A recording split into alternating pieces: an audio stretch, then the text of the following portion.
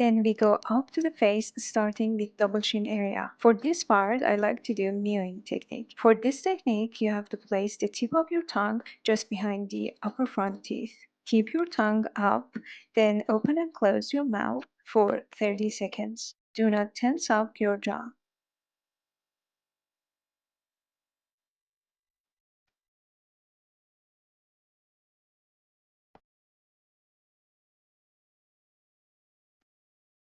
Exercise number 2 is for jawline, and for this, you have to just so easily move from the chin to the ears and do this for 10 times.